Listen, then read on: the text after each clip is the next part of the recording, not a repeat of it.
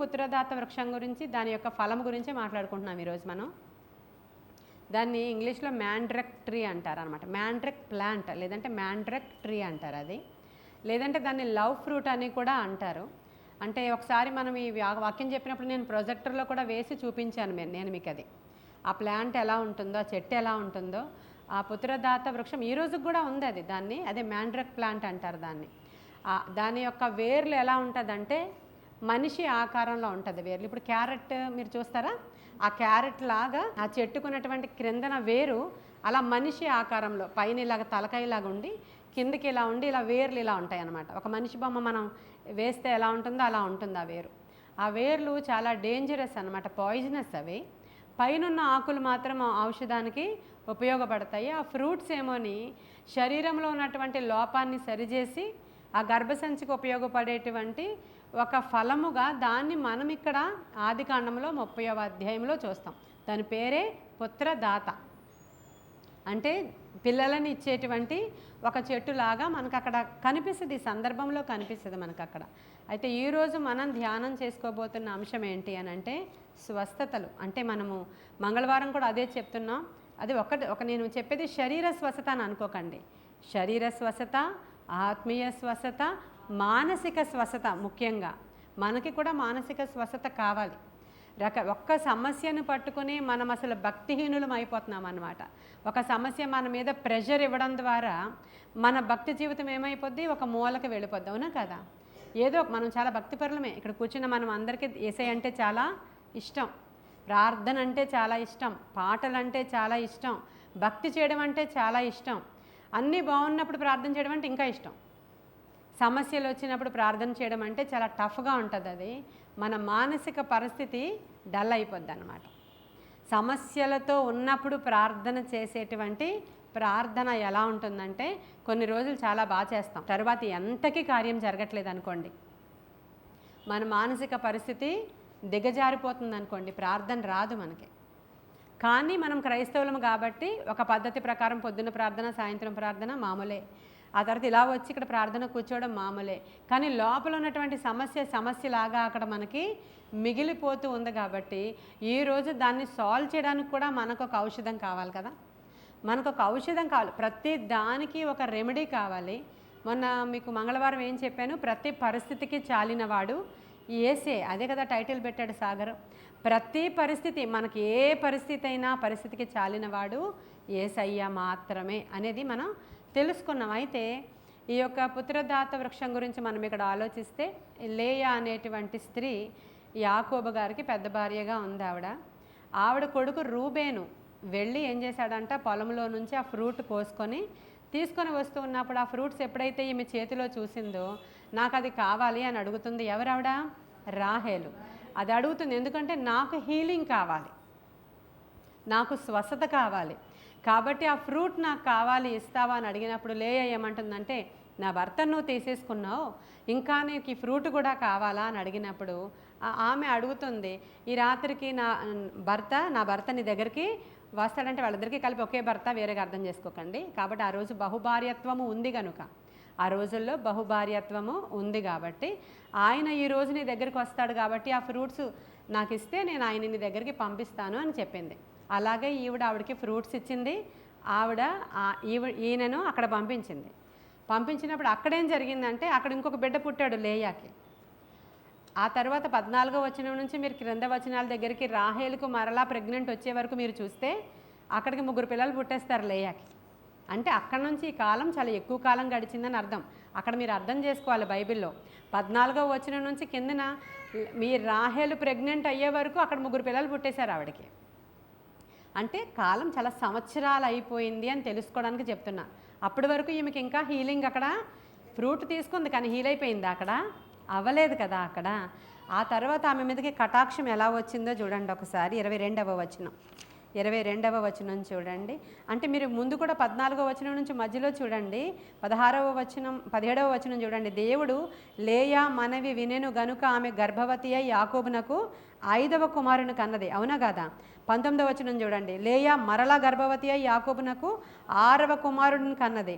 అప్పుడు లేయా దేవుడు మంచి బహుమతి నాకు దయచేసి ఉన్నాడు అనుకుని ఇంక మీదట నాతో నా భర్త ఇంకా కాపురము చేయను అనుకుని అతనికి జబూలూన్ అని పేరు పెట్టిందంట. తరువాత ఆమెకు ఒక కుమార్తె కూడా పుట్టేసింది. చూసారా, మధ్యలో ఇంతమంది పిల్లలు వచ్చేసారు ఆవిడకి. అంటే ఆ ఫ్రూట్ ఈ యొక్క రాహేలు తీసుకున్న తరువాత వెంటనే ఆమె ఏమీ కన్సీవ్ అవ్వలేదు, అక్కడ ఫ్రూట్తో కన్సీవ్ అవ్వలేదు. అక్కడ అర్థమవుతుంది కదా మనకి. ఈ లోకంలో మనం రకరకాల ప్రయత్నాలు ఈ ఫ్రూట్తో సమానం. మనకి ఈ ప్రయత్నం ఆ ప్రయత్నం, అలా చేస్తే ఇలా చేస్తే, ఇలాగ మనం ప్రయత్నాలు చేస్తే మన మానసిక పరిస్థితులు బాగవడానికి, ఆర్థిక పరిస్థితులు బాగవడానికి, శరీర స్వస్థతలు జరగడానికి ఎన్నో ప్రయత్నాలు చేస్తాం. ఆఖరికి ఇక్కడికి వచ్చేటప్పటికల్లా 22వ వచనం దగ్గరికి వచ్చేటప్పటికల్లా దేవుడు రాహేలును జ్ఞాపకము చేసుకున్నాడు గనుక ఆమెకి బిడ్డ పుట్టాడు అక్కడ. హల్లెలూయా. అంటే అక్కడ దేవుడు మనల్ని జ్ఞాపకం చేసుకుంటే అద్భుతం జరుగుతుంది. అది అక్కడ అంతే తప్ప ఇక్కడ ఈ పుత్రదాత వృక్షము ఆ పండు తిన్నది కాబట్టే రాహేల్కి స్వస్థత జరిగిందని ఎప్పుడు కూడా అనుకోవద్దు అక్కడ.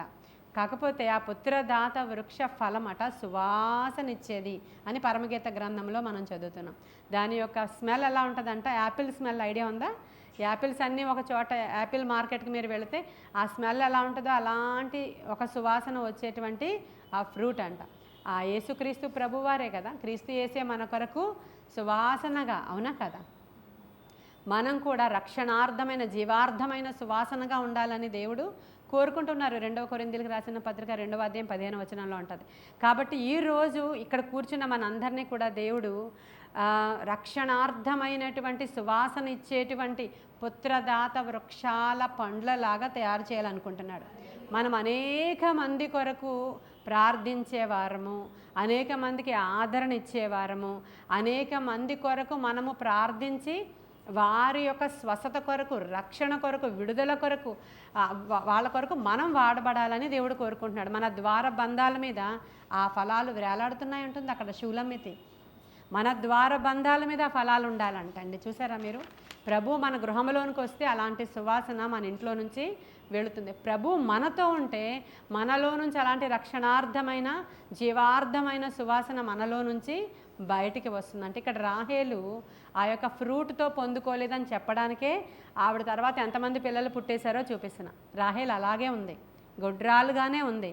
కానీ దీనా గారు పుట్టేశారు అక్కడ జబూలూను పుట్టేశాడు, అక్కడ ఇష్మాకారు పుట్టేశాడు, అక్కడ 4 పుట్టేశారు ఈ మధ్యలో. అంటే ఇంచుమించు ఒక 2 ఇయర్స్ మనం గ్యాప్ ఇచ్చినా అక్కడికి ఎన్ని సంవత్సరాలు అయిపోయింది? 8 సంవత్సరాలు పోని, 6 సంవత్సరాలు పోని అయిపోయినాయి. అంతవరకు కూడా ఈమె అలాగే ఉంది.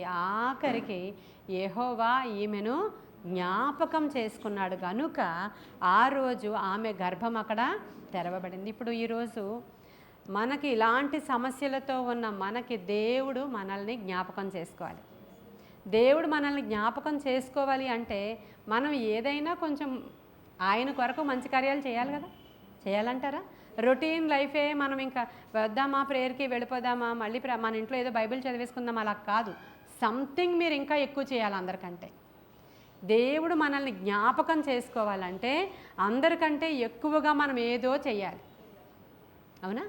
అయితే ఎక్కువ ప్రార్థన చేయాలి, లేదంటే ఎక్కువ సువార్త ప్రకటించాలి, లేదంటే ఎక్కువగా దేవుని కొరకు కష్టపడాలి, లేదంటే దేవుణ్ణి ప్రేమించి ఎక్కువగా మందిరం కొరకు పనిచేయాలి, లేదు అంటే ఏదో ఒకటి అందరికంటే మించి నేను దేవుని కొరకు ఇలా చేస్తుంటే అప్పుడు ఆయన జ్ఞాపకం చేసుకుంటాడంట మనల్ని.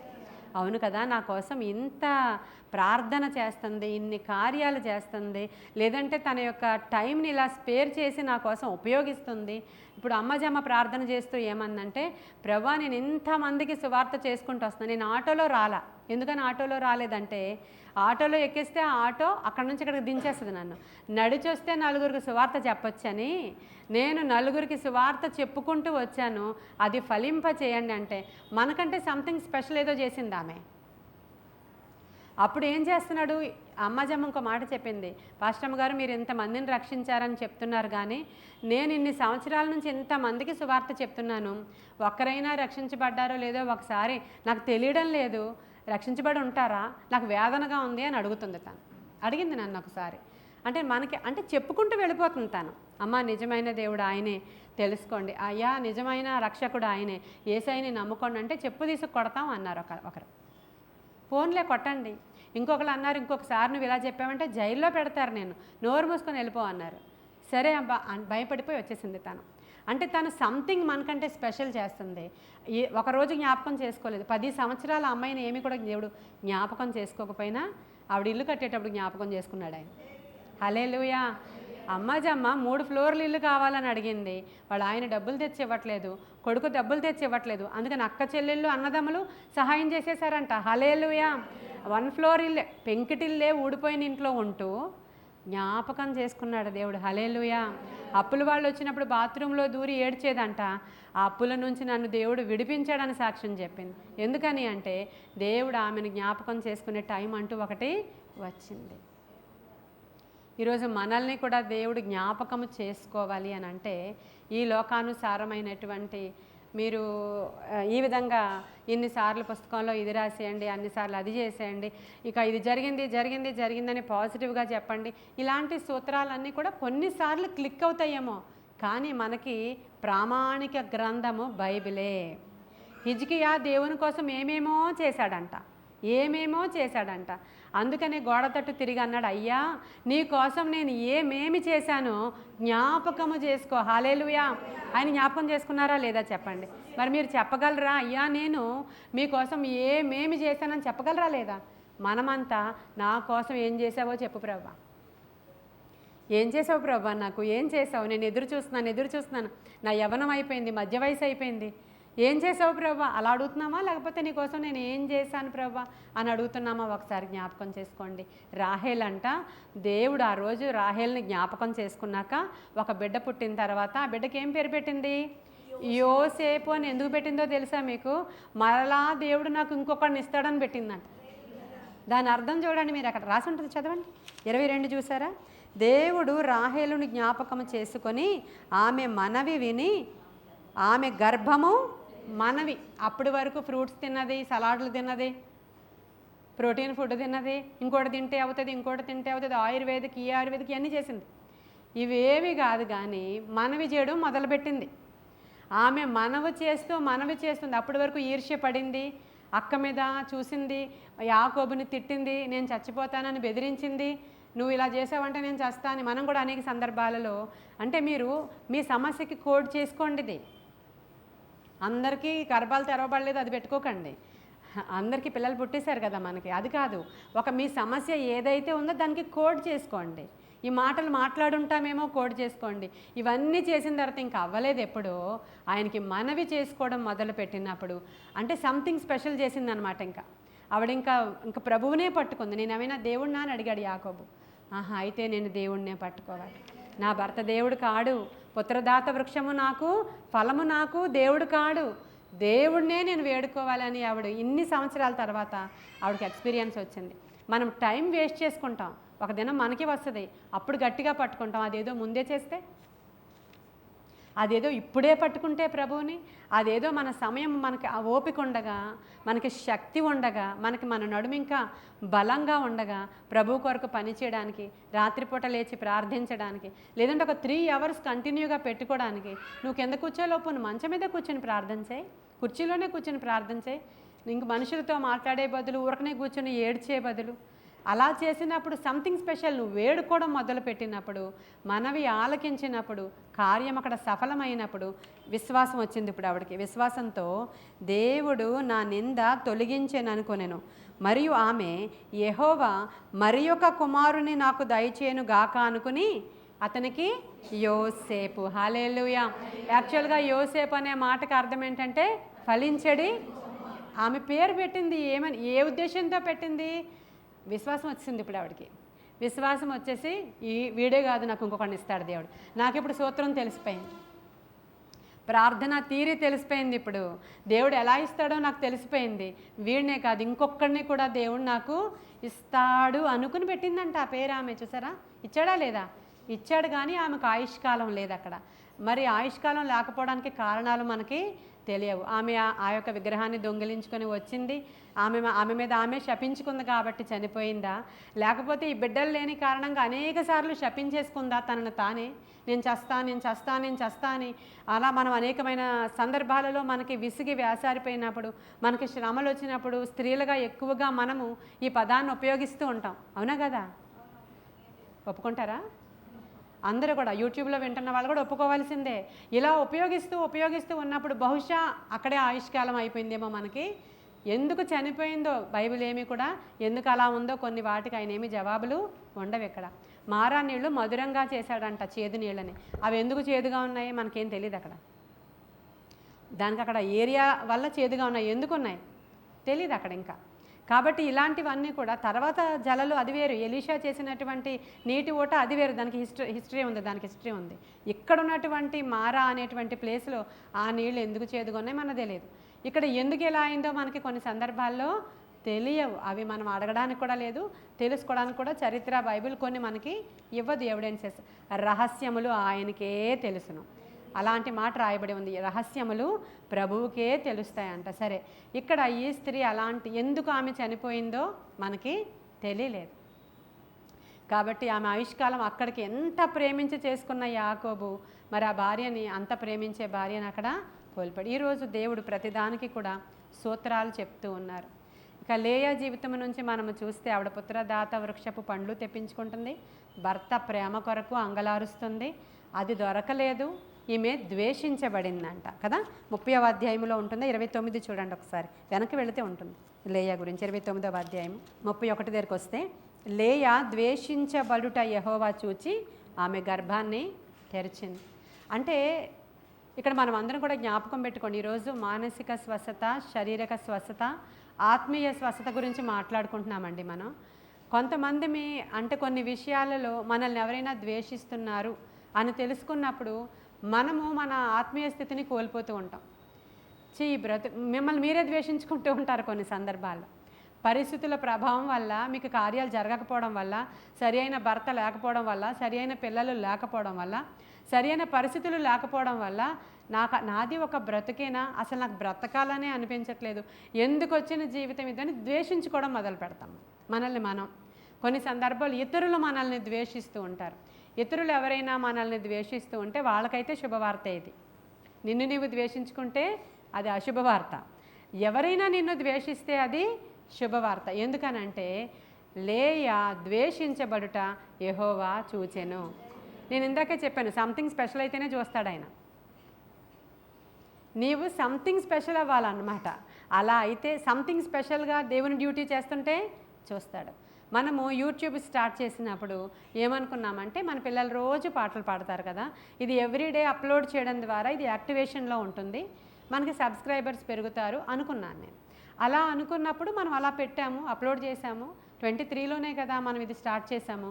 అప్లోడ్ చేసినప్పుడు పాటలు పాడే పిల్లలు రావట్లేదు. ఒకరికి కాలేజ్ ఉంది, ఒకరికి ఆఫీస్ ఉంది, ఒకరికి నీరసం ఉంది, మ్యూజిషియన్ వాళ్ళకి కాలేజెస్ ఉన్నాయి, మన పిల్లలకి ఇలా రావట్లేదు. అయ్యో పెట్టిన పాటే పెడుతున్నామేంటి, ఇలా అయితే ఎలా అవుతుంది, అమ్మ అందరూ రండి అని ఫోన్లు చేశా. వాళ్ళందరూ నా మాట వినలేదు.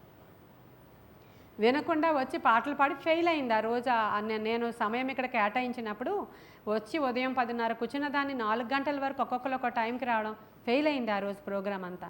ఆ రోజు నేను ఒక నిర్ణయం తీసుకున్నా, ఏమని, ప్రభా పాటల ద్వారా నా సబ్స్క్రైబర్స్ పెరిగితే నీ నామానికి మహిమ కాదు, నీ మాటల ద్వారా సబ్స్క్రైబర్స్ పెరగాలి. నేను ప్రతిదినము మాట్లాడతాను, హల్లెలూయా, సంథింగ్ స్పెషల్ ప్రతిదినము మాట్లాడతా. నేను మీటింగ్లకి వెళ్ళినా మాట్లాడతా, ఊర్లో ఉన్నా మాట్లాడతా, ఊర్లో లేకపోయినా మాట్లాడతా. ప్రతి దినము ఒక వాక్యము పొద్దున్న అప్లోడ్ అవ్వాల్సిందే. బంగారు పండ్లు అనేటువంటి ప్రోగ్రాము అది రావాల్సిందే, హల్లెలూయా. Something special. ఈరోజు మీరు అందరూ గూగుల్ మీట్లో వింటారు, బంగారు పండ్లు చూస్తూనే ఉంటామండి మేము, దానితో బలపరచబడుతున్నామండి. మన సబ్స్క్రైబర్స్ దానితోనే పెరుగుతూ వచ్చారండి. అంటే సంథింగ్ స్పెషల్. పాటలు కాదు మనల్ని ఎక్కడికో తీసుకెళ్ళింది, మ్యూజిక్ కాదు మనల్ని ఎక్కడికో తీసుకెళ్ళింది, దేవుని యొక్క వాక్యము, హల్లెలూయా. ఆయనే కదా, ఆయనే దేవుని యొక్క వాక్యం. అంటే ఎవరు? మన ప్రభువే.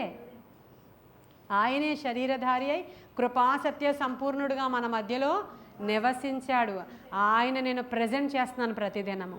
ఇక్కడ కూర్చొని ఆ వాక్యమే మనతో మాట్లాడుతూ ఉంటే ఎన్నో జీవితాలు కట్టబడుతుంటే సంథింగ్ స్పెషల్ చేశాను నేను. సేవకులు ఆదివారం మాట్లాడుకుంటే చాలండి. ఆదివారం మాట్లాడిన మాటల్లో లేదంటే శుక్రవారం మాట్లాడిన మాటల్లో కట్ చేసి ఒక్కొక్క మాట పెడితే చాలు. లేదంటే ఎవ్రీడే గుడ్ మార్నింగ్ మీకు మన్నా అని చెప్పి ఒక్క వచనం మాట్లాడితే చాలు నేను, అది కూడా వెళుతుంది. కానీ అలా కాదు కదా. మీ హృదయం సేదదీరే వరకు, మీరు ఈరోజు తృప్తి పరచబడే వరకు, మీరు ఈరోజు కడుపు నింపుకొని ఇక్కడికి వెళ్ళే వరకు నేను మాట్లాడాలి. ఆహారం దొరుకుతుందా మీ మందిరంలో అని మిమ్మల్ని ఎవరైనా అడిగితే మాకు సమృద్ధిగా దొరుకుతుందండి. ఆహారం లేక అనేక చోట్లకు నేను తిరగాల్సిన అవసరం లేదండి. ఎక్కడ గడ్డి అక్కడ గడ్డి నేను మేయక్కర్లా. ఒకే మా యొక్క దొడ్డిలో మేము మా యొక్క ఏమంటారు ఒక ప్లేస్లో పచ్చికలో మేము ఆహారాన్ని తీసుకుంటామండి. మాకు సమృద్ధి అయిన ఆహారము దొరుకుతుంది. హల్లెలూయా. సంథింగ్ స్పెషల్ అది. అప్పుడు దేవుడు నన్ను జ్ఞాపకం చేసుకుంటాడు. హల్లెలూయా, హల్లెలూయా. మన శ్రమను ఎవరైనా ఇప్పుడు మనల్ని ద్వేషిస్తున్నారు అనుకుందాం. అప్పుడు ఎవరో ఇప్పుడు వేరే సబ్జెక్ట్, ద్వేషించబడుతుంది లేయా. ఇప్పుడు అందరూ ద్వేషిస్తున్నారంట. నువ్వు మతం మారావు, దేవునిలోనికి వచ్చావు, ఇదిగో వేరే దేవుణ్ణి తెలుసుకున్నావు, ఏమొచ్చిందని చిన్నారిని అడుగుతున్నారంట. అందరూ ద్వేషిస్తున్నారంట. అలా ద్వేషిస్తున్నారంట. భర్త కూడా అంటున్నాడంట, మనకి బిడ్డలు కలగలేదు, ఇంకా ఎందుకు నువ్వు మందిరానికి వెళుతున్నావు, నేను విడిచిపెట్టిన చోటకి వెళ్ళిపోతా, ఇది చేస్తా అది చేస్తా, నాకు ద్వేషం కలుగుతుందని ద్వేషిస్తున్నాడంట. అత్తగారు వాళ్ళు ఇంకా ఎవరెవరో బయట వాళ్ళు అందరూ ద్వేషిస్తున్నారంట. ఇప్పుడు నువ్వు ఆ ద్వేషము కలుగుతున్నప్పుడు కూడా అదే భక్తి నువ్వు చేస్తున్నావు, అదే ప్రార్థన చేస్తావు, ఇంకా నీ ప్రేయర్ ఇంకా ఇంక్రీజ్ చేసేసావు, ఇంకా దేవుణ్ణి ఎక్కువ ప్రేమించేస్తున్నావు. నువ్వు మునుపు కంటే అధికంగా నీ ప్రార్థన పవర్ని పెంచుకున్నావు, మునుపు కంటే అధికంగా దేవుని కొరకు ఏదో చేయాలని ఆరాటపడిపోతున్నావు. కానీ అందరూ నిన్ను ద్వేషిస్తున్నారంట. అప్పుడు లేయా ద్వేషించబడుట యెహోవా చూచెను. హల్లెలూయా. ఆమెను జ్ఞాపకం చేసుకున్నాడంటే మనల్ని కూడా జ్ఞాపకం చేసుకున్నాడు.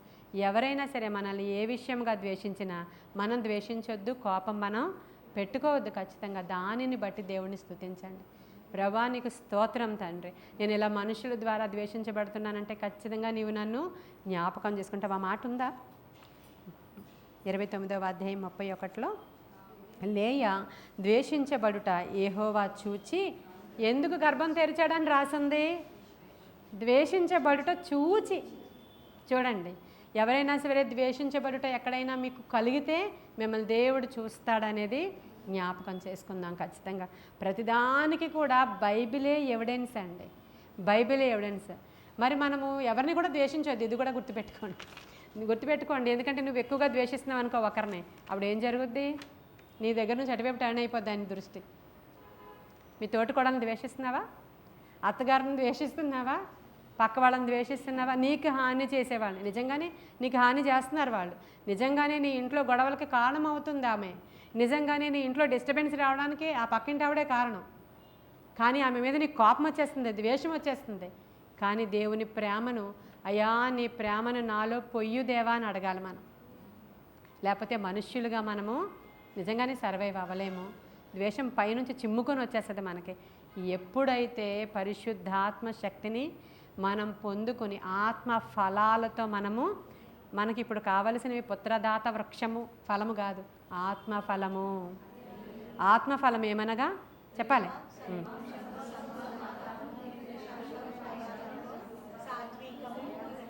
మంచితనము లాస్ట్లో కదా, ఆశా నిగ్రహము. సరిపోయింది. ఫస్ట్ ప్రేమ, సంతోషము, సమాధానము, దీర్ఘశాంతము. ఇలాగ మనం ఇవన్నీ కూడా మెడిటేట్ చేసినప్పుడు ఇది మెడిటేట్ చేయండి ఈ రోజు నుంచి మీరు. Something special. మీరు వీటిని మెడిటేట్ చేయడం అంటే ధ్యానం. ఇప్పుడు మీరు ఇంతసేపు ఏం ప్రార్థన చేయమంటారు పాస్టర్ గారు? ఇంటి దగ్గర 3 గంటలు చేసుకొని రమ్మన్నారు అన్నారు కదా మీరు. ఈ రోజంతా ఇది రాసుకుంటున్నారు కదా కొంతమంది. నేను మనం చెప్పిన దగ్గర నుంచి కొంతమంది రాసుకుంటున్నారు, మంచి వాళ్ళందరూ రాసుకుంటున్నారు, అంటే మిగతా వాళ్ళందరూ ఎవరో చూసుకోండి. కాబట్టి అప్పుడు రాసుకున్నప్పుడు ఏంటంటే అక్కడ ఇవి రాసుకోండి ఈరోజు, మీ డైరీలో ఇవి రాసుకోండి ఈరోజు. రాసుకున్న తర్వాత ప్రభా నేను దీన్ని మెడిటేట్ చేయాలనుకున్నాను. ఎందుకంటే వాక్యము ఎలా వెళ్తుందో తెలుసా మీకు? మూల్గులలోనికి, నరాలలోనికి, రక్తములోనికి, శరీరములోనికి, ప్రాణాత్మ దేహాలను విభజించినంత మట్టుకు దూరిపోయేది వాక్యమే.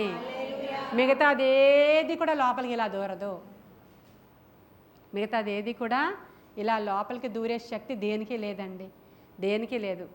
ఎక్స్రే రేసి లోపల వరకు వెళ్ళిపోతాయేమో, బయటకు వెళ్ళిపోండి అంటారు కదా. మన దేవుడు అగ్నిజ్వాలా నేత్రములు కలిగిన వాడంట. ఆయన వాక్యము అంతకంటే పవర్ఫుల్. అది ఆ ఎక్స్రే రేస్ కంటే, స్కానింగ్ చేసే ఆ మిషన్ రేస్ కంటే చాలా పవర్ఫుల్. ఏదయ్యా పవర్ఫుల్ అంటే వాక్యము మాత్రమే. వాక్యము మాత్రమే. ఎలా రాయబడింది? రెండంచుల వాడిగల ఖడ్గం అంటది. ప్రాణాత్మ అంటే మూలుగులలోనికి, నరాలలోనికి అది చొచ్చుకుని పోతుంది. మరి నువ్వు మెడిటేట్ చేస్తే లోపలికి వెళ్ళదా? అది ఖచ్చితంగా వెళుతుంది. ఇది తెలిసి ఉండాలండి మనకి. మనం పైన ఇతర పుస్తకాలు చదివినట్లుగా దేవుని వాక్యాన్ని నీవు చదివితే, న్యూస్ పేపర్ చదివినట్లుగా నీవు చదివితే, లేదంటే చదవాలి కాబట్టి క్రైస్తవులు టైం టేబుల్ కాబట్టి రోజు నువ్వు 4 అధ్యాయాలు చదివితే నీ మూలుగుల్లోనికి అది వెళ్ళదండి. దాన్ని ఏం చేయాలంట? ధ్యానము చేయాలంట. ఒక చోట కూర్చుని దాన్ని నెమరు వేసుకోవాలంట. అది పశువులు ఒక చోట కూర్చుని అది ఏం చేస్తుంది? అక్కడ తీసుకున్న, ఇప్పుడు నేను ఈరోజు మీకు గడ్డి పెడుతున్నా, గడ్డేనా? మనం మన్నా తింటున్నాం ఈరోజు. సరే, మన్నా తింటున్నాం ఈరోజు. మనకి మన్నా ఒక గొర్రెతో పోల్చుకుంటే గడ్డి కదా. మన మనుషులైతే మన్నా తీసుకున్నాం. ఇది ఇప్పుడు ఇంటికి వెళ్ళిపోయిన తర్వాత ఇంకా దీన్ని నెమర వేస్తూ ఉంటాయి. యాక్చువల్గా ఇది లోపలికి ఇలా గొంతులోంచి వెళ్ళిపోయి, ఇలా పొట్టలోనికి వెళ్ళిపోయి, మళ్ళీ బహిర్భూమి నుంచి బయటకు వచ్చేటువంటి ప్రొసీజర్ మామూలు ఆహారం. అది ఇప్పుడు నువ్వు తింటున్న ఆహారం జీవాహారం. ఇది నీ ప్రాణాత్మ దేహాలు మూలుగులలోనికి, నరాలలోనికి చొచ్చుకుని వెళ్ళిపోతుంది. ఇప్పుడు ఇంకొకరి మీద మనకు ద్వేషం, కుళ్ళి ఉంది కదా, అది ఎముకలను తినేస్తుంది అంట. అంతేనా? కుళ్ళి ఎముకలను తినేస్తుందని ఉందా?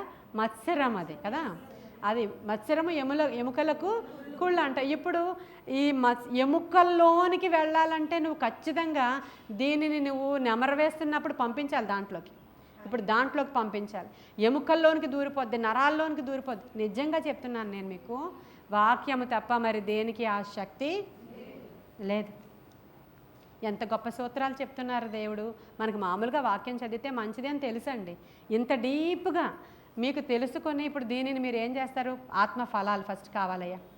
కృపావరాలు కావాలి, మాకు అందరికీ కావాలి. ప్రేయర్ వారియర్స్ అందరికీ కృపావరాలు. అంటే అందరికీ అన్నీ ఉండకపోవచ్చు, నానా రకాలుగా నానా విధాలుగా ఉంటాయి. కొందరికి భాషలు మాట్లాడే వరము, కొందరికి భాషలు అర్థం చెప్పే శక్తి, కొంతమందికి ప్రవచనాలు, కొంతమందికి వాక్యము బోధించేటువంటి కృపావరం, కొంతమందికి అద్భుతాలు చేసే వరం, కొంతమందికి అలా. మనం ఇన్ని వరాలని సంఘానికి దేవుడు ఇచ్చేశాడు. ఆయన తీసుకోవాలి. మనం తీసుకోవాలంటే ఖచ్చితంగా ఈ ఆత్మఫలాలు మనలో పనిచేయాలండి. ఆత్మఫలాలు లేకపోతే మనము ఈ యొక్క వరాలని ఆపరేట్ చేయలేం. ఇచ్చేస్తాడు దేవుడు, ఉన్నాయి మనకి, ఆపరేటింగ్ అవ్వదు. ఆత్మఫలాలు లేకపోతే వరాలు ఆపరేటింగ్ అవ్వదండి. మనకి స్వస్థత వరం ఇచ్చాడు దేవుడు. కొన్ని సందర్భాల్లో అప్పుడప్పుడు అవుతూ ఉంటాయి చిన్నవి, పెద్దగా చేయలేం. అప్పుడు ఏం చేయాలి? మనం పూర్తిగా నింపుకోవాలి, మనల్ని దేవుని యొక్క ఆత్మశక్తితో నింపుకోవాలి. ఇప్పుడు భాషలు మాట్లాడుతున్నాం మన సంఘంలో కొంతమంది కదా, మాట్లాడతారు. మాట్లాడినప్పుడు ఇంకొకళ్ళు మళ్ళీ నేను భాషలో మాట్లాడాలని నువ్వెందుకు అనుకుంటున్నావు? ఆ భాషలో అర్థం చెప్పే శక్తి కావాలని అడగొచ్చు కదా దేవుణ్ణి. సంథింగ్ స్పెషల్ కాదా అది? నేను అదే చెప్తున్నాను మీకు. నువ్వు సంథింగ్ స్పెషల్ కోసం అడుగుతుంటే నీ పైన ఆయన దృష్టి పడుతుంది.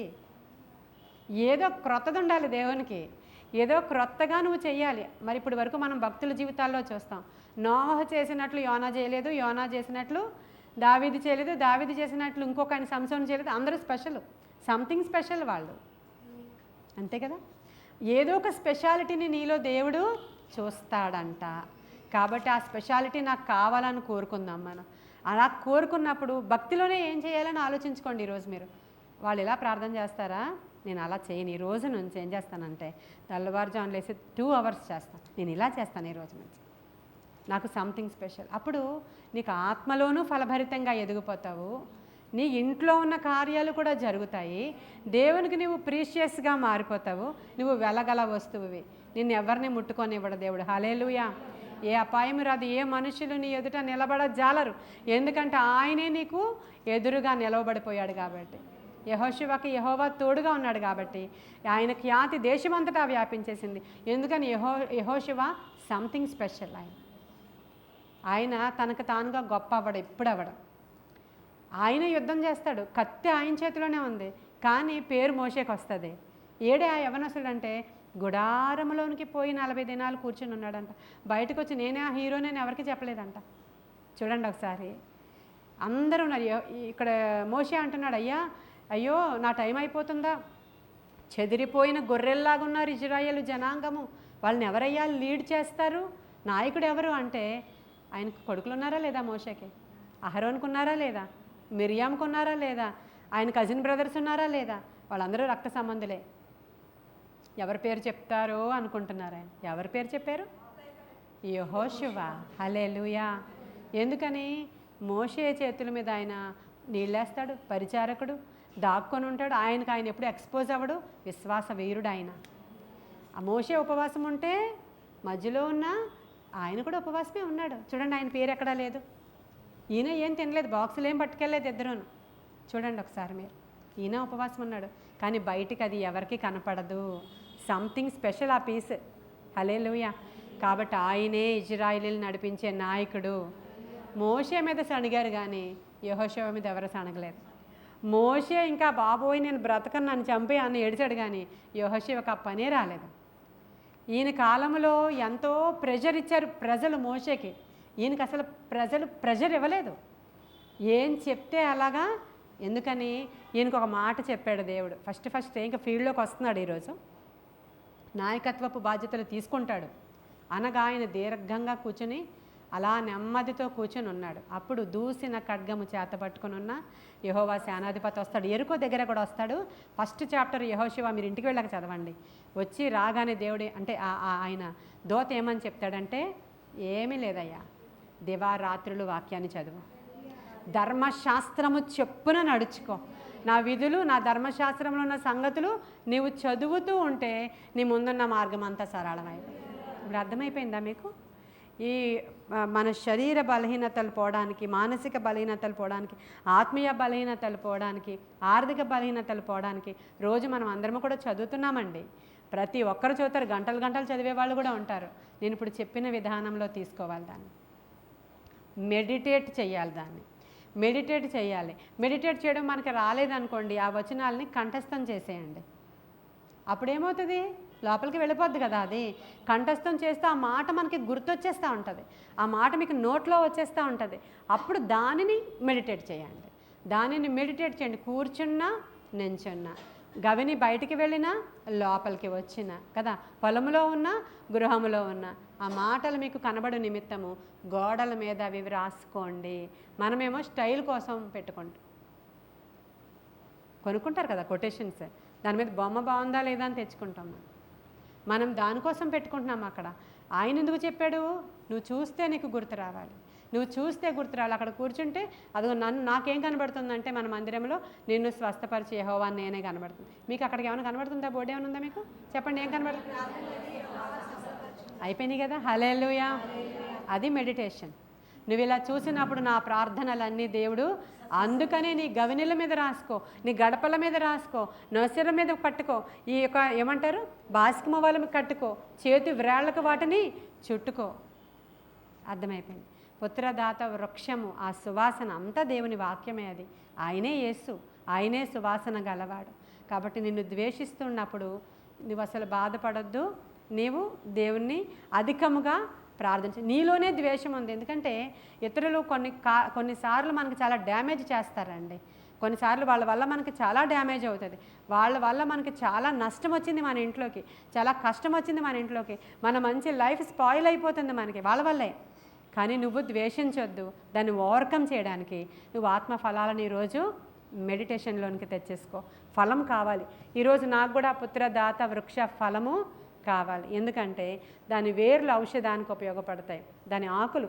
ఈ వృక్షాల గురించి అన్నీ కూడా రాయబడి, గుగ్గిలపు చెట్టు, అంజూరపు చెట్టు, హెచ్కేఎల్ 47లో ఉన్నటువంటి ఆ నీటి యోరన నాటబడిన చెట్టు, వాటి ఫ్రూట్స్, ఇవన్నీ కూడా మనకి బైబిల్లో ఉంది. కాబట్టి మనకి ఈరోజు నాకు ఆ పుత్రదాత వృక్ష ఫలం కావాల్సిందే ప్రభా. అది ఆయనే, ప్రభువే ఆ ఫలము గనుక, నీవే ఆ ఫలము గనుక నీవు నాకు కావాలి. నా ప్రతి పరిస్థితికి చాలిన వారు మీరే నాయన. ఈరోజు నాకు ఇన్నర్ హీలింగ్ కావాలి ప్రభు, అంటే అంతరంగ స్వస్థత. మీ అందరూ ఈరోజు ఏం కోరుకోవాలి? మనమందరం ఈరోజు ఇన్నర్ హీలింగ్ కావాలి మనకి, అప్పుడే మన కార్యాలు జరిగేది. ఇది లేదు కానీ మన రకరకాల ప్రయత్నాలు చేసినప్పుడు మనం చూడలేం. మేము ఇది వేరుగా చేస్తాం ప్రభువా అనుకున్నప్పుడు ఖచ్చితంగా చేస్తాడు ఆయన. ఈరోజు నుంచి అలా చేయండి. కాబట్టి మన వాక్యాన్ని అధికంగా మెడిటేట్ చేయండి. ఇంకా ఏం చేసింది ఈ యొక్క లేయా? తర్వాత ఆవిడ శ్రమను జ్ఞాపకం చేసుకున్నాడు. అంటే ఆవిడ చాలా శ్రమ పడ్డది. ఇప్పుడు ఈరోజు మనం కూడా శ్రమల గుండా వెళుతున్న వాళ్ళు ఉంటారు. మనం ప్రతి పరిస్థితుల్లో కొన్ని శ్రమలు ఎదుర్కోవాల్సిందే. ఆర్థిక ఇబ్బందులు ఉన్నప్పుడు అటువంటి శ్రమ. ఇదిగో పిల్లలు మాట వినట్లేదు, వాళ్ళ జీవితాలు స్పాయిల్ అయిపోయినాయి, వాళ్ళ జీవితాలు బ్రద్దలైపోయినాయి, వాళ్ళ జీవితాలలో అసలు ఇంకే ఫెచ్చింగ్ లేదు, ఏది లేదు, ఉద్యోగం లేదు, త్రాగుడు తిరుగుడు డ్రగ్ అడిక్ట్స్ అయిపోయిన వాళ్ళు ఈరోజు చాలామంది కనబడుతున్నారు. ఇంట్లోకి శ్రమ వచ్చినప్పుడు కూడా శ్రమను కూడా జ్ఞాపకం చేసుకున్నాడు అని రాయబడి ఉంది. అక్కడ రాయబడి ఉంది, చదువుదాం అక్కడ చూడండి ఒకసారి. 32 లేయా గర్భవతి అయి కుమారుని కని యెహోవా నా శ్రమను చూచి ఉన్నాడని అనుకుందాం. అవునా, ఉందా లేదా? నా శ్రమను చూచి ఉన్నాడు గనుక నా పెనిమిటి నన్ను, దేవుడు నా శ్రమను చూస్తే నా పెనిమిటి ఏం చేస్తాడంట? నన్ను ప్రేమిస్తాడంట. అంటే ప్రేమించి అలా చేసేవాడు ఆయనే కదా. ఖచ్చితంగా మనకి ఏ ప్రేమ కావాలో అది ఇచ్చేవాడు ఆయనే, ఏ అవసరత కావాలో తీర్చేవాడు ఆయనే. కాకపోతే కొన్ని సూత్రాలు ఉన్నాయి, వాటిని మనము ఫాలో అయ్యి వెళ్ళిపోతే దేవుడు అద్భుతమైనటువంటి విజయాన్ని ఇస్తాడు. ఈ రోజు నుంచి మీకు ఏమి కావాలో దాన్ని, ఆ వాక్యాన్ని మీ డైరీలో రాసుకోవడం, దాన్ని మెడిటేట్ చేయడం, రాసుకుని కంఠస్థం చేసేయడం కాదండి, మెడిటేట్ చేయడం. మెడిటేట్ చేయడం మనకు రాకపోతే ఏం చేయమన్నాను నేను? ఆ వచనం పట్టుకుని మాట్లాడుతూ కన్నులు మూసుకొని అడగడమే దేవుణ్ణి. అలా అడుగుతూ అడుగుతూ ఉంటే అది ప్రాణాత్మ దేహాల్లోనికి, మూలుగుల్లోనికి, ఎముకల్లోనికి చొచ్చుకొని వెళ్ళిపోతుంది. అది వినడం ద్వారా విశ్వాసం కలుగుతుంది. నీవు చెవి యొగ్గి ఆలకించుము అని రాయబడి ఉంటుంది సామెతల గ్రంథంలో, ఉంటుందా? చెవి యొగ్గి ఆలకించాలంట. ఇప్పుడు చెప్పిన మాటల్ని చెవి యొగ్గి ఆలకించాలంటే చెవిని ఏం చేయాలి? వంచాలి. కొంచెం ఎవరైనా మాట్లాడుతుంటే వినిపించకపోతే మీరు ఏం చేస్తారు చెప్పండి నాకు. గట్టిగా ఇలా వంగేరా, తల వంగిందా, లోబడిందా, తల వంగాలన్నమాట. తగ్గించుకొని దేవుని సన్నిధిలోనికి వెళ్ళి తగ్గించుకొని ఏమని చెప్పాడు ఆయన? స్వస్థత కావాలంటే నా జనులు తమ్మను తాము, మరి అదే చెప్తున్నాను నేను కూడా. ఇప్పుడు మనం కొంచెం గర్వాలన్నీ పక్కన పెట్టి తమను తాము తగ్గించుకొని ఉపవాసం ఉండి ప్రార్థన చేస్తే అనట అప్పుడు దేశాన్ని ఆయన స్వస్థపరుస్తాడు. అన్నిటికీ ఒకటే సూత్రం. బైబిల్ నుంచి ఈ చివరి నుంచి ఆ చివరికి వెళ్ళినా దానికి అలా లింక్ అంతా ఈ చివరంతా వచ్చి నీ చెవి యొగ్గి ఆలకించడం. ప్రతిదిన వర్తమానాల్లో ఉన్న ఇంకా లకుమా సిస్టర్ మీకు మామూలు కామన్ అయిపోయారు కదా అని ప్రతిరోజు బంగారు పండ్లు అక్కడ పెట్టేసి మీ కిచెన్లో పని చేసుకుంటున్నారంట. మరి నాకు తెలిసింది ఈ విషయం. అక్కడే కూర్చొని వినండి, అలా కూడా వినండి, అది కూడా తప్పులేదండి. ఎందుకంటే మనం స్త్రీలము కాబట్టి ఇంకా అక్కడే కూర్చుంటే అవుతుంది ఏంటి మనకు పని ఇంటి దగ్గర? ఏం సునీత ఎవరైనా చేస్తారా మన వంట? ఎవరో చేయరు కదా. అందుకని అక్కడే పెట్టుకొని ఆ వంట చేసుకుంటూ వినండి, మెడిటేట్ చేయండి. ఇక్కడే వాక్యం మాట్లాడుతూ ఉంది, వంట జరుగుతుంది, మధ్యలోని ఆలోచనలు ఎక్కడెక్కడికో వెళ్ళిపోనివ్వకుండా దీంతో లాక్ చేసేసుకోండి. అప్పుడు అది ఓకే. ఆ వాక్యాన్ని అలాగా మనం ధ్యానం చేసుకోవడం ద్వారా దేవుడు గొప్ప కార్యాలు చేస్తాడు. ఈ కొన్ని మాటలు దేవుడు మన వెనుకడిలో దీవించునుగాక. ఆమేన్. స్తోత్రములు దేవా, పరిశుద్ధుడానికి వందనాలు, ప్రేమ నమ్మకము గల మహారాజానికి వందనాలయ్యా. ఈ మాటల్ని మా వినికిడిలో ఫలింపచేయండి నాయన. ఈ వాక్యము మా హృదయాలు నిండే వరకు అయా సమృద్ధి అయిన వాక్యాన్ని దేవా మేము నాయన బోధించుకోవడానికి, దాన్ని తినడానికి, దాన్ని రిసీవ్ చేసుకోవడానికి అవసరమైన కృపాశక్తి మీరు మాకు అనుగ్రహించినందుకు వందనాలయ్యా. దేవా, ఈ వాక్యాన్ని మేము భుజించి ఉన్నాము దేవా. మేము నాయన ఈరోజు ఒక నిర్ణయం తీసుకుంటూ ఉన్నాము దేవా. నీ మాటలు మాకు దొరికినప్పుడు వాటిని మేము భుజిస్తున్నాం ప్రభా. అవి ఒకవేళ మా నోటికి చేదుగాను మా కడుపుకి తీయగాను ఉన్నా, మా నోటికి తీయగాను మా కడుపుకి చేదుగా ఉన్నా, అయినప్పటికీ కూడా అది ఔషధము గనుక మేము ఆ మాటల్ని భుజిస్తూ ఉన్నాము ప్రభా. ఆత్మశక్తితో మమ్మల్ని నింపండి, ప్రాణాత్మ దేహాలలోనికి అది చొచ్చుకుని పోనీయండి. మాకు మానసిక స్వస్థత కావాలి ప్రభా, శరీర స్వస్థత కావాలి ప్రభా, ఆత్మీయ స్వస్థత కావాలి ప్రభా, ఆర్థిక స్వస్థత కావాలయ్యా, ఒక విడుదల కావాలి దేవా. ఈ మాటలు మమ్మల్ని బ్రతికించాలయ్యా, మా బాధలలో అవి మాకు నెమ్మదినివ్వాలయ్యా. గొప్ప కార్యాలు జరిగించి మీరు మహిమ ఘనత ప్రభావాలు పొందుకోమని ఎందరైతే ఈ మాటలు వింటున్నారో నాయన, ఈ మాటలలో ఉన్న జీవము వారిలోనికి ప్రవహించునుగాక. ఆత్మశక్తితో కార్యాలు జరిగించి మీరు మహిమ ఘనత ప్రభావాలు పొందుకోమని, వినుచున్న వారిని మీరు స్వస్థపరచమని నజరేయుడైన యేసుక్రీస్తు వారి శ్రేష్ఠ నామంలో నాయన ఈ ప్రార్థన మీ సన్నిధానానికి చేరిందని నమ్మి విశ్వసిస్తూ అడిగి వేడుకొని పొందుకొని ఉన్నాము మా ప్రియ పరలోకపు మా తండ్రి. God bless you.